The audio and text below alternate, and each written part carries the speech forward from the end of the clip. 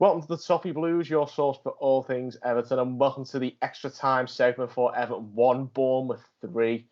Everton bow out on another low note with a defeat at home to a team who got relegated regardless of the win that they achieved against us, to leave us going into the admittedly short 6-week summer break in a very negative mindset, it has to be said. We're all feeling very down on our luck after what we witnessed yesterday, and that's sadly going to boil over until we hopefully sign somebody.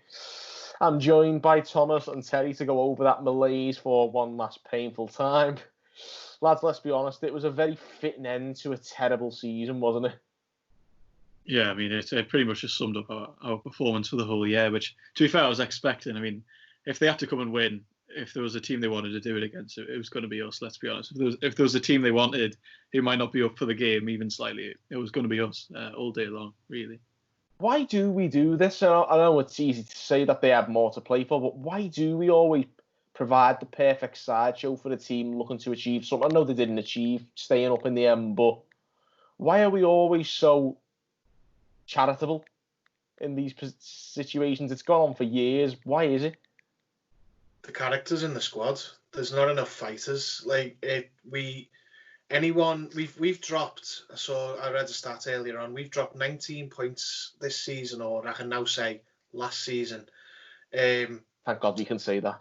Yeah, dropped 19 points to teams in the bottom 5. That shows. That is embarrassing. Bottom 6, I think it was, but even still. Well, whichever, it just speaks. It doesn't speak to the quality of football, it speaks to the strength of character.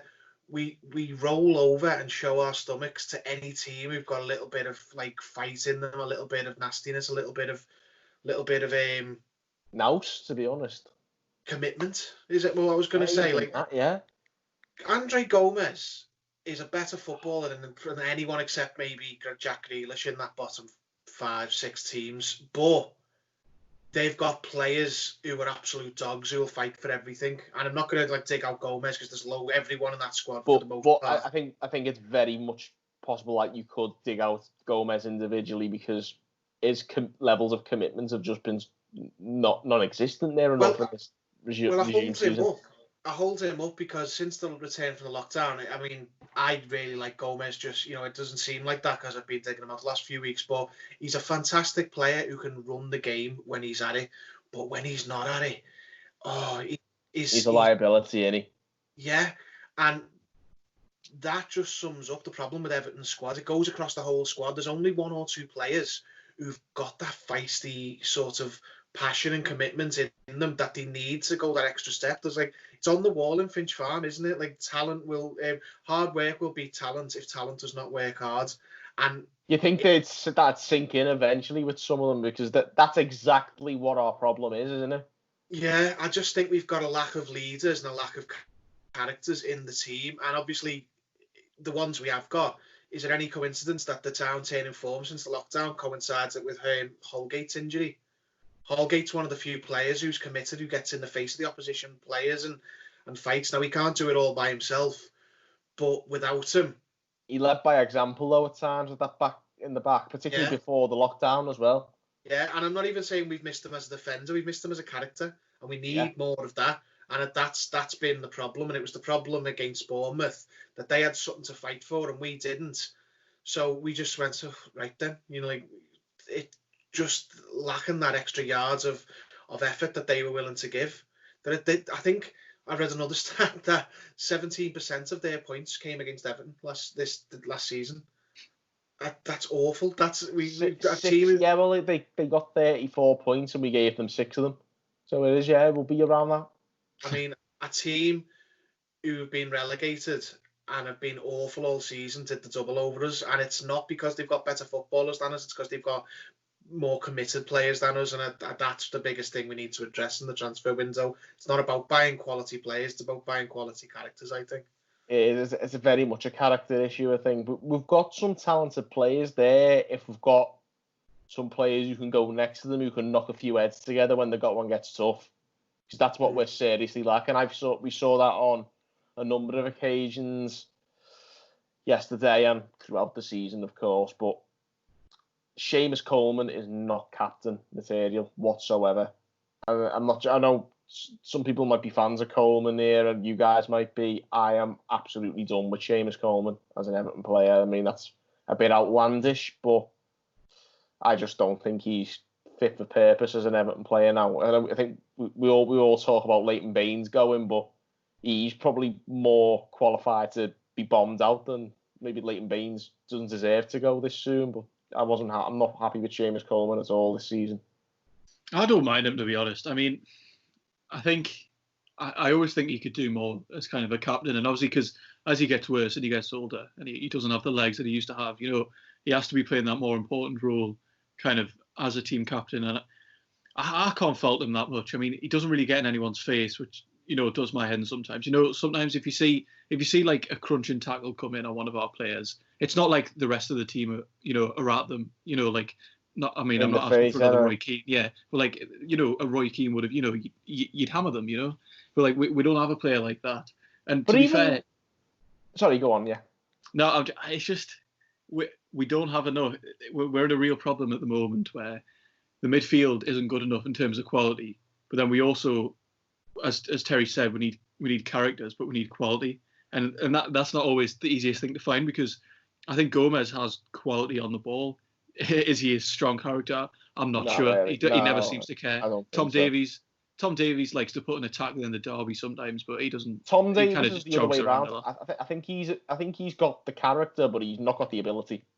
I don't even know how much of the character he's got, to be honest, because when you kind of lack the quality that he does, you need to be looking for much more character from him in games like this, when it absolutely doesn't matter and you just need to fight for the sake of fighting and it doesn't matter. And even he's been awful since the restart. He's been one of my least favourite players for most of the season. His decline has just been so dramatically awful, and especially because centre midfield is a place where you need a bunch of shithouses. Really, you need people who are going to make some crunching tackles. Obviously, put it this way, you can't hide. Yeah, you can't. And our midfield is hidden all season.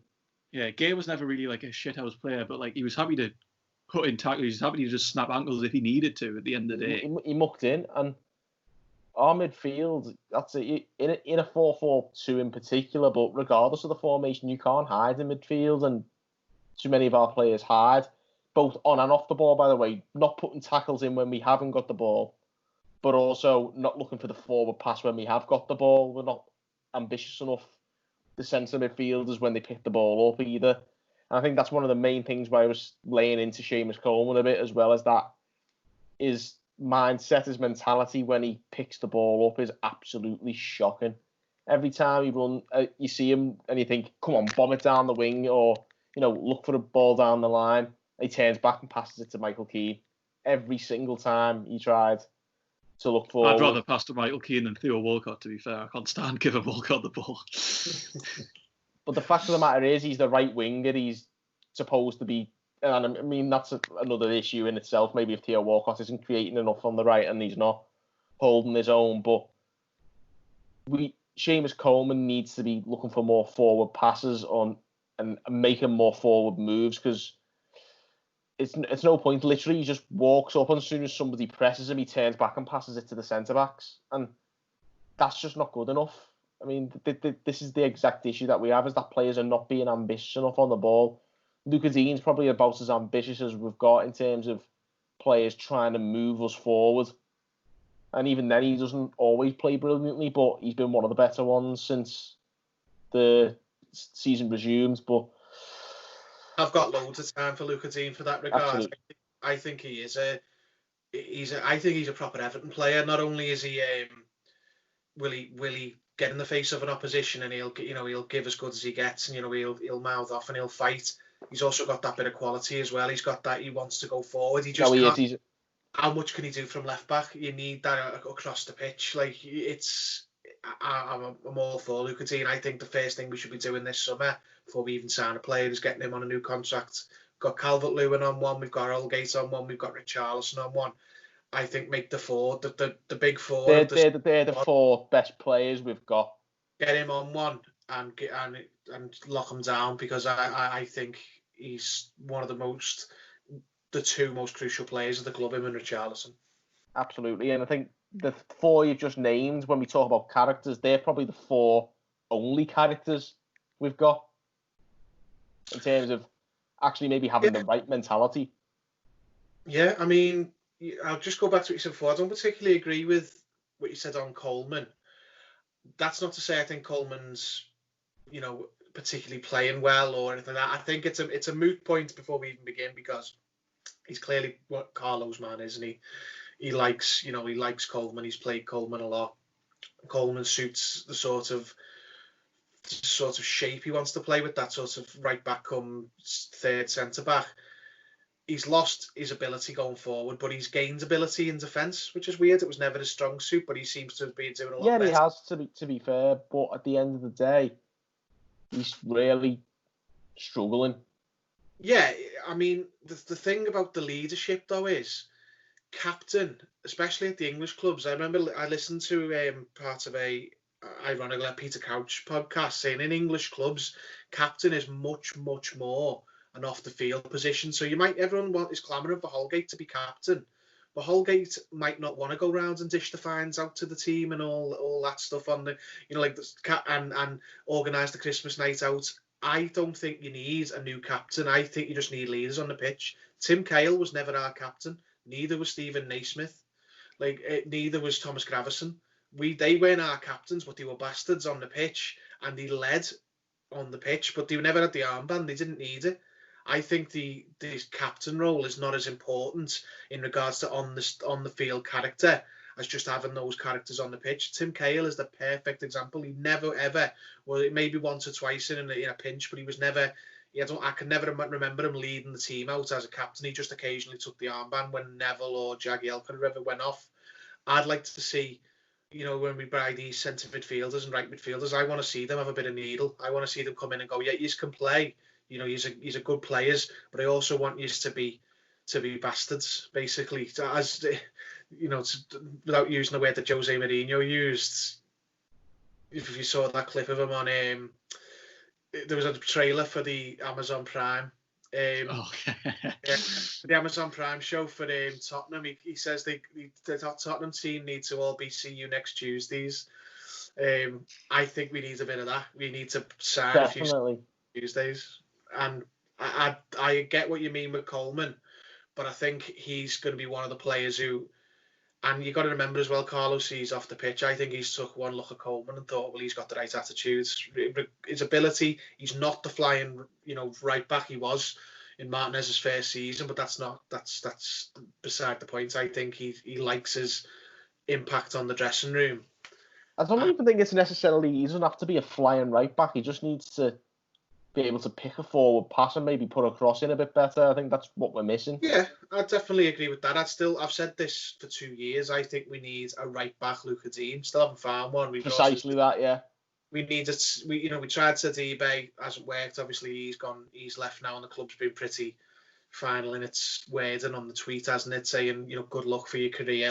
He's not coming back. So it's not as it's not as easy as that. But when we bought Luca Dean, did anyone think we were buying the league's best left back?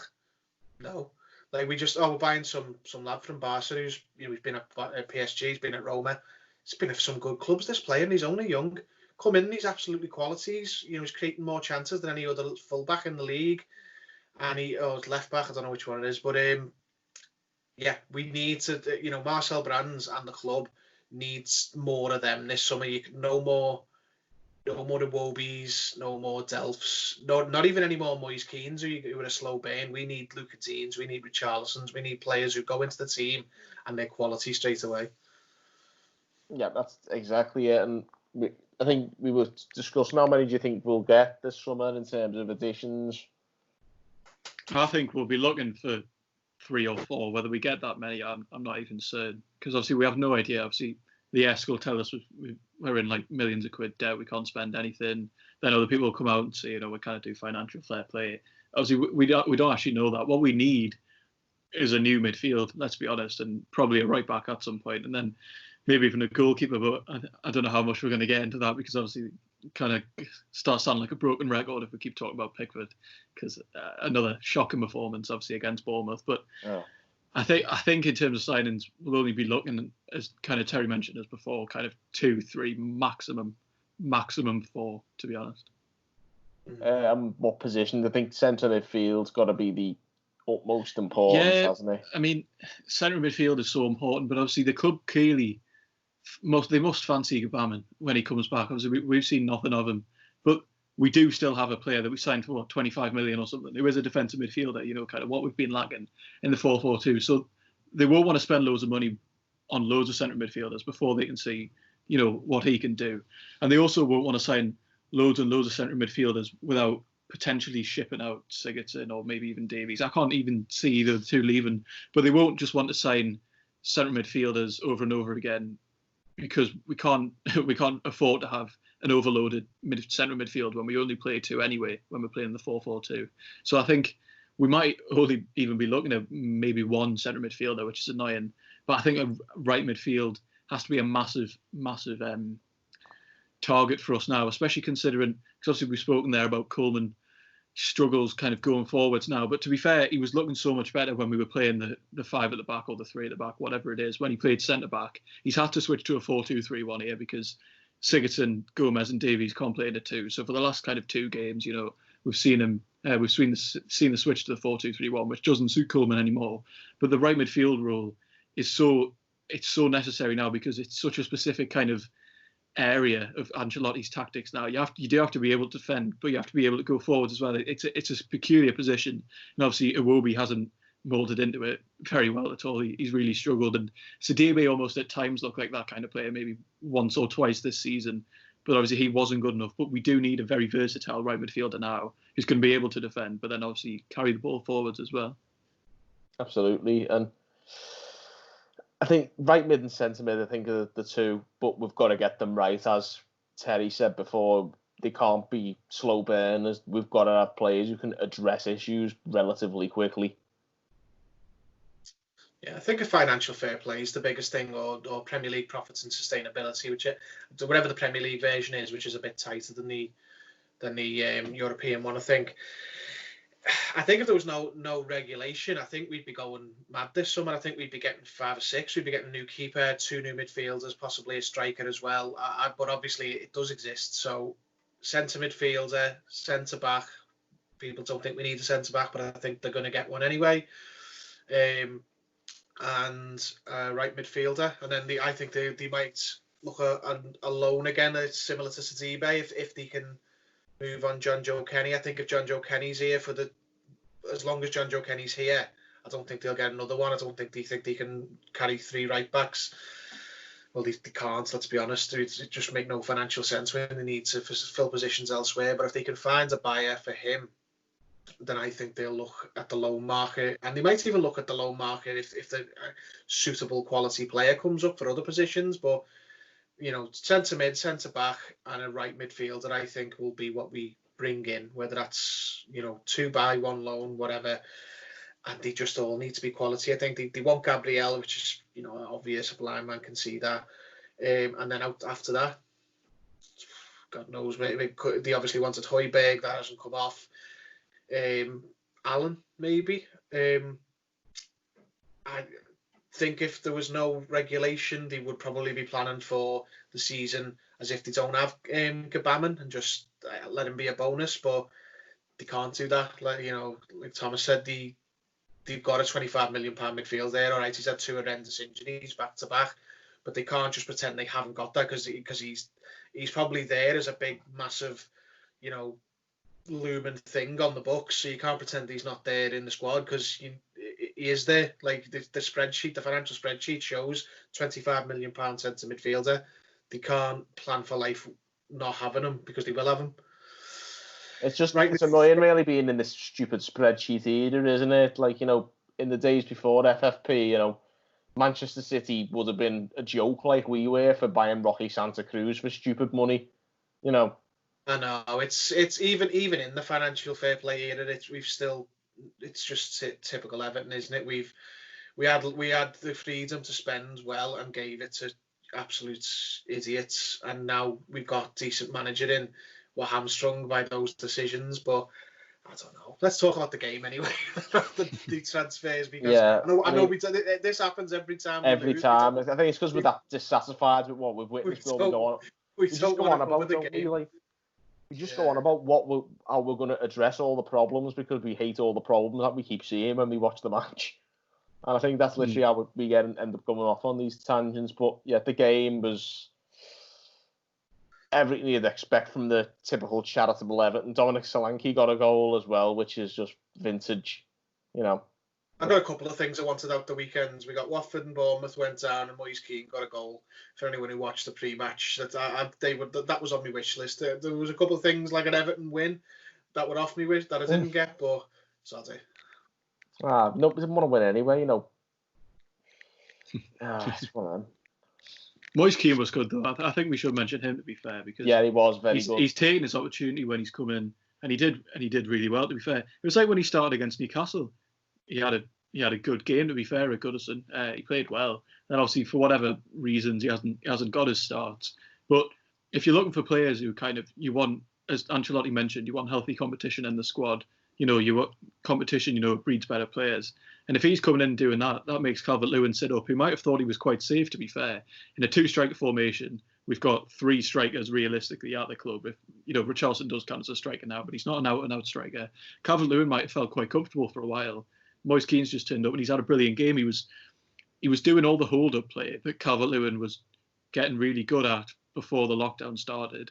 And he showed more control, more technical ability. Oh, he had much more technical ability than I think Calvert-Lewin's shown, but partnered with his ability to create chances, he was also holding up the ball. Sometimes you see strikers who they want to just take it down for themselves, who want to dribble, but he was happy to play passes. He did it one for Richarlison on the edge of the box. He set up like the assist for the goal, didn't he? When he kind of put in Walcott or Coleman, whoever it was. He was doing really well. I was a bit disappointed to see him go off, but I was hoping we might just switch to a two-striker formation at that point because we were playing awfully. We might as well have just gone all forward. Should have gone for broke, yeah. Yeah, but I think he's timed that really well because Calvert-Lewin would have been going into the summer thinking I haven't had the best restart, but not like Moise Keane's given us any trouble at the end of the day. Untouchable almost. Yeah, but Keane's now turned up and he's had a brilliant game. I'll be interested to see how he does play in the 4-4-2, which I'd imagine we'll switch back to next season. Obviously, we've only played a couple of 4-2-3-1 games. I'll be interested to see how he plays with Richarlison. I don't know if it'll work, because obviously the two-strike formation's it's worked so well because Calvert-Lewin's happy to go up for headers, which Moise Keane's not always keen on. He prefers the ball at his feet. But we'll have to see, but a very, very good game from Moise Keane, to be fair. He seemed more relaxed, didn't he? Like when when he was coming off the bench, he was not only was he running everywhere and didn't seem to know where he was meant to be. He seemed knackered straight away. I don't know whether it was anxiety or what, or desperate to make some impression. But when he always looked erratic. Well, yeah, when he started the game, same as with Newcastle, he seemed to grow a little bit into it because he knew, I've not got 10 minutes. I've got the whole game ahead of me. I'll get other opportunities. I'll touch the ball again. Whereas if you come on for 10 minutes, you might not touch it more than 2 or 3 times, if depending on who you're playing. But Carlo said, hasn't he? Like he's going to be our player next season, which to me means I'm going to play him a lot more next season. So I personally, don't think. In a 2-man system, I think Calvert-Lewin is the straw that stirs the drink there. I think it's him and one of the others. Now, whether Richarlison, goes out wide for some games and Keane starts, or they play a front three, I personally couldn't see Keane and Richarlison playing together in a 2.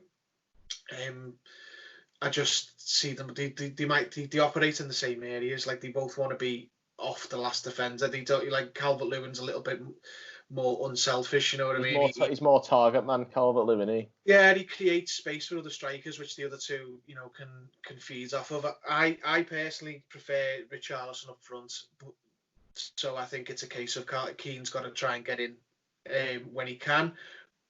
But obviously, if he's playing well enough, Richarlison just on the pitch is always a danger if he plays. I don't really like him on the right, but I don't mind Richarlison on the left because he get in the 4-4-2. I mean, because he gets to come in a lot more and exploit the space a lot more. I don't want to see him just pulling far right every game and just whipping in crosses. That's not what I want to see Richarlison doing. He's either up front or he's in that sort of inside left with Luca Dean on the outside of him.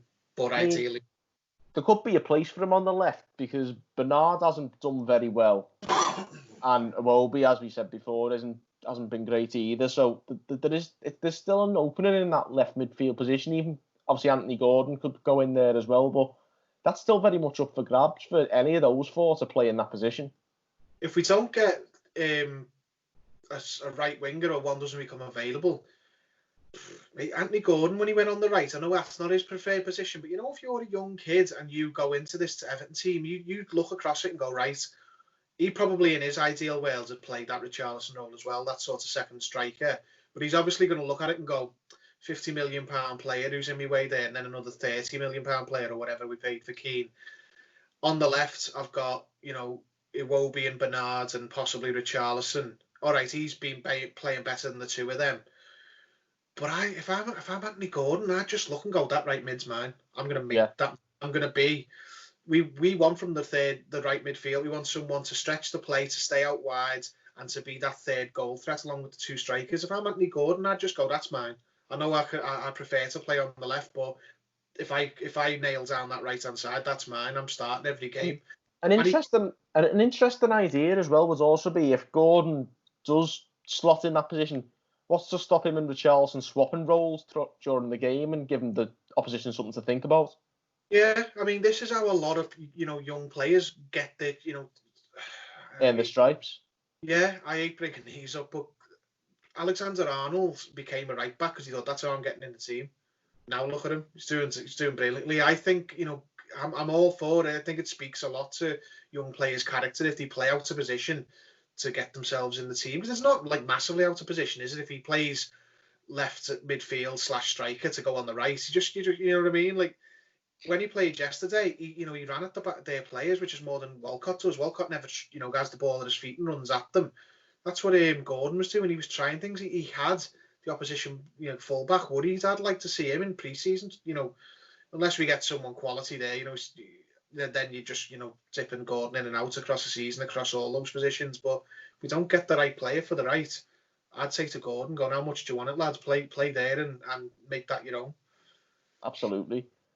Just one last thing. Obviously, we're talking about competition for places. Do you think that could help Jordan Pickford? Obviously, he's been awful lately, but could that be a nice challenge for him? Maybe he feels he's untouchable at the moment, that he needs a bit of a rocket up his backside. I think competition's what we've spoken about for Jordan Pickford since he arrived, really. I mean, when he came, it was the season after we signed Stecklenburg as a third choice, and he ended up being first choice. He's now only just left the club. You'd be forgiven for thinking he wasn't still here. I mean, he's ridiculously old now. I can't even imagine how old he is. But he came in and he did well for his first season. He came from obviously an awful Sunderland side. But then we still haven't signed competition.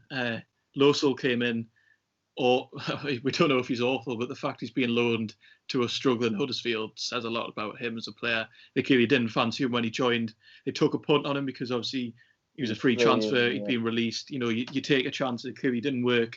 Stecklenburg was never pulling up any trees, was he? He was never causing any problems to Jordan Pickford. And we've been crying out for competition for Pickford for so long. And I think even if he doesn't have competition at the club now, competition for the England goalkeeper might be a massive thing from now, because obviously Henderson's had a very good season. Nick Pope's always in with a shout of getting into the England team. If we don't provide him competition at the club, he might almost stop perking up his performances purely because he doesn't want to lose that England number one spot, does he? I mean, it's one of his defining characteristics. Obviously, that penalty shootout against Colombia, but he needs competition at the club. And obviously, we've been linked with Romero, who I think it would make sense. United probably don't want to keep him around if they've got Dean Henderson coming through, because they won't want to lose Dean Henderson really, especially considering how young he is. And Romero wouldn't be a bad option, to be fair, but it's almost got to the point for me is Jordan Pickford just not very good? That's the problem. I think he's good at certain aspects of goalkeeping, but is he a very good all-round goalkeeper? Does he have the cool head that you need? I think absolutely not. And he maybe he'll just take an older goalkeeper like Romero is. I mean, Romero's not really old, but he's not in the youth of his career. Maybe he'll take a goalkeeper to come in who's still capable, who's still got a calm head about him, and is good enough to kind of get into the team to maybe eventually kickstart Pickford and improve his game. Well, I've heard rumours about Salvatore Sirigu, which I think would be a fantastic idea. It depends how much he'd ask for, I think. I mean, I can see why he'd come. But that's the same for Romero as well. Romero will be on a decent wage at United. I think he'll be quite happy to stay as the number 2. But if they do tell him now to get out the door because they've got Dean Henderson, he'll be looking for a club where he could earn a wage. And obviously, it's not ideal to hear, but he could earn that wage at us, to be fair.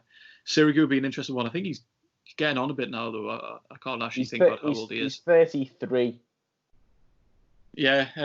For a goalkeeper, that's really, not that old. And it's not that old, but I don't think we want to end up with another Martin Stecklenburg, to be fair. That's just kind of sat around, kind of part of the furniture, not really doing anything major. But I think goalkeeper is going to have to be a problem that we address at some point, because, I mean, it was an awful save, but we should also mention how bad Keane was for that goal, for the third goal. He just kind of looked at it and watched it roll in. It was really strange. It was like he just stopped playing. I couldn't really get my head around that, but awful from Pickford yet again. And he just needs to, I mean, we've been saying this since the Newcastle game, the 3-2 game, that just needs to calm down. It's ridiculous. He could be a very good goalkeeper, but he's just so erratic. It's unbelievable. Yeah, he needs to be more mature. Just one thing before we finish. I mean, I was maybe a bit over dramatic after the game finished yesterday. I think I felt very miserable. I said if we didn't address any problems, we could be relegated next season. Do you think we'll be all right next season? I think we'll be fine. I'm looking for some reassurance here. I think we'll be absolutely fine. Ancelotti knows exactly what he's doing. Gabaman's almost like a new signing if he does end up, there we go. Because no, I mean, we say that, but we're looking for a centre midfield signing, and we've got a lad who played like 2 games before he got injured, to be fair. So he'll be coming back in the team, who might answer questions that we are asking. Keane, we hope, can hit a bit of form. We've got bright, young players like Branthwaite and Gordon. We'll be fine next season. Whether it'll be the season where we really kick on, we can never really know. There's so many kind of false horizons for us over the years. Whether next season's going to be the one where it's absolutely going to click, probably not. But I think we'll improve definitely on this season. There's no way Ancelotti's going to take the lowest position, our worst position since 2004 or something. So I can see massive improvements happening. Maybe not the European football that would be after, but we'll definitely be up there challenging again next season. Yeah, I think it's hard to be optimistic, I guess, after watching your team get beat at home off a relegated team. I remember when we got beat by Sunderland 3-0. Remember when that secured them staying up? I mean, that was the kind of Bournemouth game kind of gave me echoes of that game. That was awful. Was that still Martinez's season? I can't even think now. That was Martinez. Quite a while ago. That's what got Martinez the sack. I got serious flashbacks of that game yesterday. And it was just kind of like we had nothing to play for. They had it all. But then if you think about it, wow, that's a dreadful, dreadful performance. That was when they all just down tools on Martinez. That was when you knew he's got to go. I mean, he was going anyway, but you could see it. They weren't playing for him at that point. Just on what James said, I'm not. No, we were a lot worse under the Koeman Allardyce year. We were playing. Our best player was Tosin, and we had Ashley Williams at the back, and we had Wayne Rooney in midfield, and we finished 7th. You can never ever rule out relegation ever, but we're outside of the top 6, the Sky 6. We're as close as you can get to being, I don't want to say relegation proof, but you're not going to get relegated when you've got Richarlison and that up front. There'll always be 3 worst teams. Whether we actually do anything's another matter, as Thomas said, but no, I'm not worried about that. Not with this manager, not with some of these players. But that shouldn't be what we're looking at. We've got the 12th most expensive squad in Europe. We shouldn't even be looking at that. It doesn't guarantee you anything, but it should guarantee you're not worrying about going down. At some point, it's got to be a rock bottom, and the rock bottom cannot be lower than that. With Everton though, just deep throwing when you think it can't get any worse, just throw something else at you. I think it's hard to be optimistic at the moment, and like I said before, I'm glad to see the back of this season for obvious, numerous reasons. They just got to hope next season's more tolerable, if anything. I think at this stage, I just want to be able to tolerate next season. Tell me about it. Yeah, we'll leave it at that anyway, because I don't really want to go over this Bournemouth game any more than anybody does, really. So we'll leave it at that. Let us know what you think in the comments, guys. Give this video a like and subscribe as well. And thank you for watching on the Toffee Blues.